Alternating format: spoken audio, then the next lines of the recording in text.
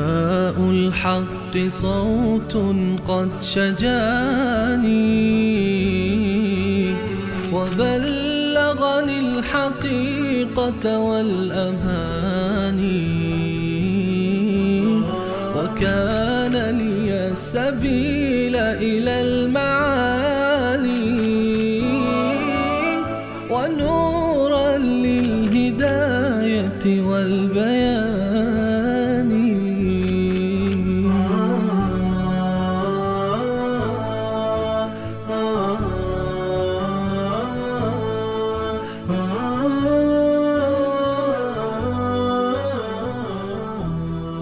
بسم الله الرحمن الرحیم. اللهم صل علی محمد و علی آل محمد كما صليت على ابراهیم و علی آل ابراهیم انك حمید مجید و بارک علی محمد و علی آل محمد كما بارکت علی ابراهیم و علی آل ابراهیم انك حمید مجید.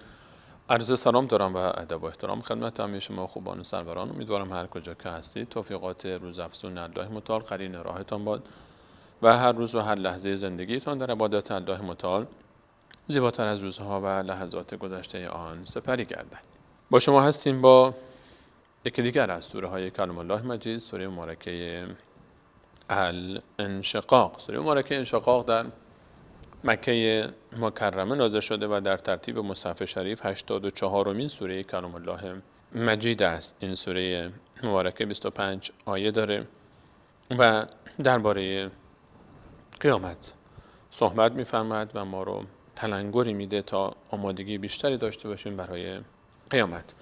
در این سوره مبارکه می‌خوانیم که الله متعال می‌فرماید اعوذ بالله من الشیطان الرجیم بسم الله الرحمن الرحیم اذا السماء انشقت، آن هنگامی که آسمان شق گردد و از هم شکافته شود، و اذنت لربها، و گوش بسپارد به دستور پروردگارش که او را خلق کرده، و حقت، و این گونه شایسته است و حق نیز همین است که آسمان فرمان بردار الله متعال باشه و هر لحظه که الله متعال امر می‌فرماید به آسمان دستور الله متعال را اطاعت فرماید. و اذا الارض مدت، آن لحظه و آن هنگام که زمین فراخ گردد و صاف گردد و تمام پستی بلندی های اون از بین بره و به مانند یک زمین دشت صافی بشه.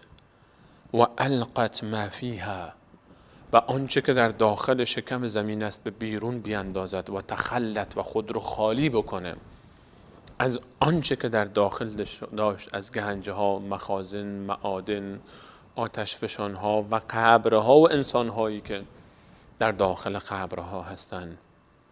و اذنت لربها و حقت، و گوش فرا می دهد به پروردگارش. زمین در انجام این دستورات الله متعال و حقت، و حق زمین، حق هم برای زمین همین است و شایسته است برای زمین که این گونه رفتار کند، چون الله متعال خالق اوست و شایسته است برای زمین که گوش بکنه دستور الله متعال رو. و اذنت لربها و حقت. آن روز ای انسان تو کجا خواهی بود؟ یا ایها الانسان انک کادح الى ربک کدحا فملاقیه. ای انسان تو به سختی در زندگی تلاش میکنی، کار میکنی، به سختی، به مشکلات، با رنج و مشقت تلاش میکنی، از صبح تا شب همه روزه مشغولی، کارهای خیر میکنی و یا کارهای شر انجام میدی. انک کادح، به سختی کار میکنی و به تلاش و مشقت. کادح الی ربک کدحا، هر آن کاری که انجام میدی با سختی و مشقت، چه خوب و چه بد، همه اینها به پیش الله متعال گزارشش خواهد رفت و همه اینها رو به پیشگاه الله متعال میفرستی با سختی و مشقت تلاشت، چه در راه خیر و یا شر، فملاقی، و همه اینها رو ملاقات خواهی کرد. و پیش روی خود خواهی یافت. ای انسان، تو هر کاری که انجام بدی در دنیا، همه اینها رو یک روزی میبینی دوباره. فمن یعمل مثقال ذره خیرا یره. هر کسی ذره کار خیر انجام بده خواهد دید. و من یعمل مثقال ذره شر یره. ذره ای کار شر انجام بدهد نیز خواهد دید. تو ای انسان در این دنیا هر کاری که بکنی، تمام لحظه لحظه و ذره ذره زندگی تو ثبت و ضبط خواهد شد. دوربین های فیلم زندگی تو رو ثبت میکنن و پیش تو گذاشته میشه و الله متعال حاضر خواهد بود بر آن صحنه. وقتی که به تو گفته میشود اقرأ کتابک کفی بنفسک اليوم علیک حسیبا، بخوان نامه اعمالت رو و امروز تو خودت قاضی خودت باش. فملاقی، اونها رو دریافت خواهی کرد و میرسی به آنها. فاما من اوتی کتابه بیمینه، اما در اون لحظه هر کسی که داده شود نامه اعمال او به دست راستش، نامه اعمال کسی که به دست راست او داده بشه، به این معناست که این خوشبخت شده و سعادتمند. از روبرو ملکی می آید و نامه او رو، کارنامه قبولی او رو به دست راست او می دهد. امروز من و شما در دنیا اگر کارنامه امتحانات ما به دست ما برسه، چه حسابی خواهیم داشت؟ چه احساسی خواهیم داشت؟ چه حالی خواهیم داشت؟ وقتی که امتحان میدیم چه انتظاری داریم؟ چطور با ما رفتار بشه؟ سختگیری بشه یا آسان گرفته بشه؟ آن کسی که نامه اعمال او به دست راست او داده شده، فسوف یحاسب حسابا یسیرا، حساب این شخص در روز قیامت بسیار آسان خواهد بود، چون در این کارنامه اعمال خیر و برکات فراوانی هست. بسیار آسان خواهد بود. و ینقلب الی اهله مسرورا، این انسان برمیگرده پیش خانواده خودش، اونها رو پیدا میکنه در صحرای محشر، میره پیش خانواده خودش بعد از این که حساب و کتابش تمام شد، بعد از این که یوم یفر المرء من اخیه و امه و ابیه و صاحبته و بنیه، بعد از این که لحظه اول فرار میکرد از دست برادر خودش، از دست مادر خودش، از دست پدر خودش و از دست همسر خودش و فرزند خودش، الان که مطمئن میشه از نامه اعمال خودش که به دست راست او داده شده و قبول شده و محاسبه بسیار آسانی داره، حساب کتاب سختی نداره، خیلی سریع حساب گرفته میشه از او و فرستاده میشه به سمت جنت. این الان خانواده خود رو پیدا میکنه، خوشحال و شادمان میاد و به اون نشون میده و فریاد میزنه ها قرئوا کتابیه، بیایید و این نامه اعمال من رو ببینید، نگاه کنید، قبول شدم. در دنیا وقتی که من و شما یک جایی ثبت نام کردیم، دانشگاهی، کاری، شرکتی، و نتیجه قبولی به ما میفرستن و خبر میشیم که قبول شدیم برای پاسپورت کشوری، ویزای یک دولتی، چقدر خوشحال میشیم، زنگ میزنیم به این، پیام میفرستیم برای اون، به این نشون میدیم، به اون خبر میدیم قبول شدم. این قبولی ها در برابر اون قبولی عاقبت و آخرت هیچ حساب نمیشه. این دنیا نهایتش یک دانشگاه است، یک مدرک تحصیلی است، یک ویزا است، یک کار، یک درآمد چند روزه است. اما اونجا ملک است و پادشاهی عظیم الله متعال. و ینقلب الی اهله مسرورا، بسیار شادمان است و پیش خانواده خود میره و اونها رو خبر میکنه که من پذیرفته شدم، الله منو پذیرفته برای جنت و به جنت میرم. سعادت واقعی و خوشبختی حقیقی مال این انسان. این سرور لذت داره، اون لحظه رو باید تجربه کرد. چقدر شیرین است وقتی به او گفته میشه سلام علیکم بما صبرتم فنعم عقبی الدار، سلام و درود بر تو به خاطر صبری که کردی، چه سرانجام خوبی داری. وقتی که به او گفته میشه ادخلوها بسلام ذلک یوم الخلود، این بشارت زیباترین بشارتی که انسان در زندگی چند هزار ساله این طرف دنیا قیامت و آن طرف دنیا قیامت خواهد داشت. زیباترین بشارتی که به یک انسان داده میشه. داخلش رو امروز در این جنت امروز روز جاودانگی توست. خوشحالی اون خوشحالی است، لذت اون لذت است. نه غمی است، نه غصه است، نه جدایی است، نه دلتنگی است، نه پایانی است، نه مصیبتی است، نه نگرانی است، نه غمی و نه اندوهی. ولکم فیها ما تشتهی انفسکم، و هر آنچه که انسان اراده بکنه در آن لحظه به او داده خواهد شد. در جنت هر چه بخواهد برای او آماده است. این مال کسی است که نامه اعمال او رو به دست راست او بدن. اللهم اجعلنا منهم. خدای ما را از این گروه بگردان. و اما من اوتی کتابه وراء ظهره، اما اون کسی که از پشت سر نامه او رو با دست چپ به او میدن، کسی که دست راست میگیره از رو به رو میگیره، کسی که نامش با دست چپ به او داده میشه از پشت سر ملکی به دست چپ او میده و با دست از پشت نامه خودش رو میگیره. و اما من اوتی کتابه وراء ظهره، کسی که از پشت سر نامه او به او داده میشه با دست چپ میگیره. فسوف یدعو ثبورا، این انسان آرزو میکنه، تمنا میکنه، میطلب مرگ رو و هلاکت رو. انسانی که از مرگ میترسید در دنیا هیچ وقت آرزوی مرگ نمیکرد، چون دوست داشت که ادامه پیدا بکنه لذتش، زندگیش، قدرتش، ثروتش، پست و مقامی که داره. هرگز آرزوی مرگ نمیکرد. وقتی که اون عذابهای قیامت رو میبینه آرزوی مرگ میکنه، دعا میکنه که مرگش فرا برسه. یدعو ثبورا، آرزوی هلاکت میکنه. و یصلی سعیرا، و به دوزخ سوزان داخل خواهد شد. انه کان فی اهله مسرورا، این انسان در اون دنیا در بین خانه و خانواده و در بین اطرافیان خودش سرمست بود، خودش رو گم کرده بود، متکبر و مغرور بود، گوش نمی‌کرد دستور الله متعال رو.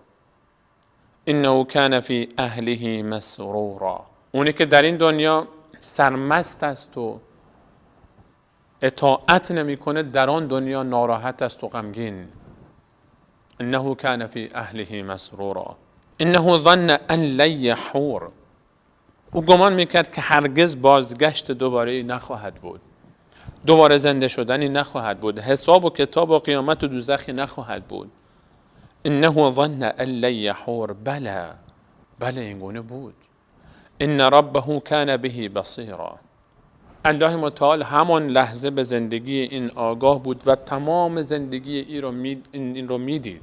بله ان ربه کان به بصیرا، بله الله متعال کاملا آگاه بود و واقف بود با حال این. فراموش نکرد الله متعال که این چطور زندگی کرد. کل فیلم زندگی این انسان ثبت شده و ضبط شده است. اون روزی که غروب زندگی این شخص فرا میرسه و از این دنیا خارج میشه، اون موقع حساب کتابش آغاز میشود. این فراموش کرده بود غروب زندگی رو، این فراموش کرده بود و هر روز وقتی که میدید شب غروب میکنه درس نمیگرفت که یک روزی زندگی من هم غروب میکند. فلا اقسم بالشفق، و قسم به آن سرخی ابتدای شب، وقتی که شب میشود. این انسان اگر اون سرخی ابتدای شب رو میدید که چگونه شب میشود و روز میشود و شب میشود و روز میشود، این چرخه مرگ و زندگی شب و روز رو میدید، بیاد خودش میافتاد که دوباره غروب خواهد کرد. این انسان غروب خواهد کرد و دوباره خارج خواهد شد. این شب برزخ به پایان میرسد و صبح قیامت آغاز میشود. فلا اقسم بالشفق، قسم با آن سرخی ابتدای شب. واللیل و ما وسق، و قسم به شب و هر آنچه را که در خود گرد می آورد. شب زمانی است که همه انسان‌ها و حیوانات جمع میشن در خانه‌های خود و به استراحت میپردازند. والقمر اذا اتسق، و قسم به ماه آن زمانی که کامل گردد. اگر این انسان میدید که در این ظلمت دنیا و تاریکی شب دنیا ماهی درخشیده است، به زیبایی ماه شب 14 و از اون نور میگرفت، این گونه نمیشد حکایتش. فلا اقسم بالشفق، و قسم به آن سرخی ابتدای شب. واللیل و ما وسق، و شب به هر آنچه که در بر میگیرد. والقمر اذا اتسق. و قسم به ماه آن لحظه‌ای که کامل می‌گردد. در تاریکی های ظلمت این دنیا ماهی است در آسمان می‌درخشد. آن رسالت رسول علیه السلام است که انسان رو راهنمایی می‌کنه. اما اینها نمی‌دانند. اینها خالق آسمان و زمین و شب و روز و خالق ماه و ستارگان و خورشید رو فراموش کردند. قسم به آن سپیده، به آن سرخی شب و آنچه شب در بر گرفته است و ما که لترکبن طبقا عن طبق. شما از یک مرحله به مرحله دیگر منتقل میشید. اول نبودید، بعد نطفه شدید، بعد در رحم مادر مرحله به مرحله تیکه گوشتی شدید، لخته خونی، تیکه گوشتی، بعد استخوان گرفت، بعد به دنیا آمدید، بعد حرکت کردید، بعد زبان یاد گرفتید، بعد بزرگ شدید، بعد جوان شدید، بعد دوباره پیر میشید، بعد فوت میکنید، بعد به قبر میرید، از قبر دوباره خارج میشید به صحرای محشر و همینطور میرید تا به جنت یا به دوزخ میرسید. شما مراحل مختلفی رو در زندگی طی خواهید کرده. ای انسان ها، ما انسان ها دیگر از بین نخواهیم رفت، همیشه خواهیم بود، همیشه خواهیم بود. و مرگ پایان زندگی ما نیست، انتقال از یک مرحله به مرحله دیگری است و از آن مرحله به مرحله دیگری که جنت و نار است. لترکبن طبقا عن طبق فما لهم لا یؤمنون. چه شده اینها رو که ایمان نمی آورند؟ چرا؟ این همه دلایل واضح و آشکار. آیا این کلام حق و حقیقت نیست که اینها ایمان بیاورند؟ فما لهم لا یؤمنون. اینها را چه شده است که ایمان نمی آورند؟ و اذا قرئ علیهم القرآن لا یسجدون. چرا وقتی برای اینها قرآن خوانده می شود به سجده نمی افتند؟ چرا نمی پذیرند؟ چرا نماز نمی خوانند؟ چرا تسلیم نمی شوند در پیش الله متعال و سر به سجده در پیش الله متعال نمی گذارند و تسلیم الله متعال نمی شوند؟ چرا؟ بل الذین کفروا یکذبون. مشکل این است که کافران تکذیب می کنند قیامت رو، اعتقادی به حساب کتاب و قیامت ندارند. اما اینها اشتباه می کنند. والله اعلم بما یوعون. و الله متعال کاملا آگاه است به آنچه که ظرف دل اینها در خود دارد، وعاء قلب اینها در خود جای داده است. الله متعال آنچه که در دل و ذهن و فکر و مغز اینها میگذره همه رو خبر داره. فبشرهم بعذاب علیم. اینها رو بشارت بده به عذابی دردناک. بشارت برای چیزهای خوبه، اما وقتی برای عذاب استفاده میشه برای توبیخ بیشتر هست. شمایی که مسخره میکردید و میخندیدید، بشارت باد برای شما عذابی بسیار دردناک. چون حرفهای اینها، اهانتهای اینها، ظلم اینها بسیار دردناک بود برای مؤمنان. عذاب اونها هم دردناک خواهد بود. الا الذين آمنوا. مگر هر کسی از اینها که ایمان آورد و عمل الصالحات و عمل صالح انجام داد. ایمان و عمل صالح. ایمان بدون عمل صالح قابل قبول نیست، پذیرفته نیست. ایمان و عمل صالح، ایمان و عمل صالح. در جای جای قرآن کریم میبینیم که ایمان و عمل صالح با هم هستند. ایمان بدون عمل و عمل بدون ایمان فایده نخواهد کرد. ایمان بدون عمل و عمل بدون ایمان فایده نمیکنه. ایمان و عمل صالح. الا الذين آمنوا. مگر اون کسانی که از اینها ایمان آوردن و عمل الصالحات و عمل صالح انجام دادن، لهم اجر غیر ممنون. اینها پاداشی خواهند داشت که هیچ وقت پایانی نخواهد داشت. قطع نمیشه اون پاداش، همیشه استمرار خواهد داشت در جنت. جنتیان همیشه در نعمتن و در پاداش و هر روز آنها زیباتر از روز گذشته است، برخلاف دوزخی ها که فذوقوا با آنها گفته می شود غیر از این که عذاب شما اضافه گردد، چیز دیگری برای شما اتفاق نخواهد افتاد. فلن نزیدکم الا عذابا. ملائکه به اونها میگویند هر روز شما عذاب شما بیشتر از روزهای قبلی خواهد بود، اما در جنت هر روز نعمت بهتر از روز قبلی است. فلهم اجر غیر ممنون. اینها اجر پاداشی دارند بی انتها که هرگز پایانی نخواهد داشت و هرگز این اجر پاداش به انتها نمیرسه.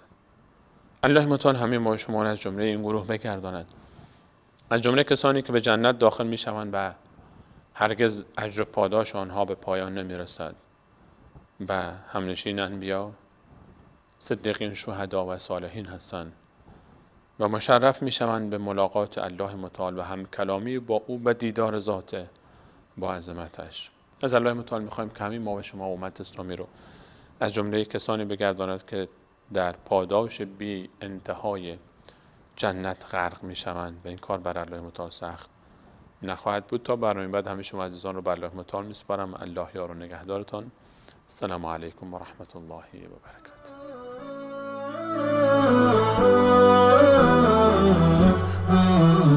نداء الحق صوت قد شجاني وبلغني الحقيقة والأماني وكان لي السبيل إلى المعاني